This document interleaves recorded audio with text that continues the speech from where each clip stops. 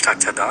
అమ్మో మయ దండం పెడతారా, నేను తాగుడు మానేసి 6 నెలలు అవుతుందిరా అన్నగా నిన్నకుండా తాపిచ్చారు. మరి ఇంకైతే బాగానే మానేసిలేవా, ఒక్కసారి తాగబోయి నేను తాగట్లే సంవత్సరం నేను మానేసి. ఫ్రెండ్స్ మళ్ళా కలుతాం, ఎప్పుడో మళ్ళీ కలిసేది, ఒక్కసారి తాగేం కదా. ఆయన అన్నాడయ్యా మాయమాయగా కడుపులో పేగులు తిప్పుతున్నాయి, నోట్లో గుదుగులు ఊరుతున్నాయి, కక్కొచ్చినట్టుంది, అదేం బయటికి రావట్లేదు. ఒక బీర్ స్టార్ట్ చేస్తే మనకి ఏ పేక్ కానిది ఒక బీర్ తాగకనే ఉండాలి, తాగితే మనకి ఏజ్ కానా, తాగకనే ఉండాలి, తాగితే మనకి ఏజ్ కానా, తాగితే మళ్ళీ మన సచ్చేది బతికేది కూడా చూసేది ఉండదు. ఇంటి ముందు బండి కనపట్లేదు, ఫోన్ కనపట్లేదు, జేబులో రూపాయి బిల్ల లేదు. ఇప్పుడు నా బండి ఏది, నా ఫోన్ ఏది, నా జేబులో డబ్బులు ఎవరు తీసారని ఇంట్లో వాళ్ళని అడిగితే చెప్పు తీసుకుని కొట్టిన కాడ కొట్టకుండా కొడతారు. వెనకటేడు ఒక రోజు భాగవతానికి ఏదో కోసుకున్నట్టే అయింది నా పరిస్థితి. ఇంట్లో వాళ్ళని కాసింది మంచినీళ్ళు అడుగుదామన్నా కానీ తాజు బొమ్మసలు కొట్టినట్టు ముసలు కొడతాం. ఏంది సరా, ఎవడు తాగమండు, ఎవడు బాధపడమండు, పొద్దుపోని పనులు కాకపోతే ఇవన్నీ తాగుడు పోకొచ్చేదా పట్టుకొచ్చేది, తాగుడు మీద మన్నుబడ. మళ్ళీ తాగేటప్పుడు ఇంకోటిది ఈ మాట మించి దిగేది లేదు. బతుకుంటే బల్సాకు తినన్నా బతకొచ్చలే కానీ తాగుడు మాత్రం ఇంకోసారి తాగొద్దు నాయనో.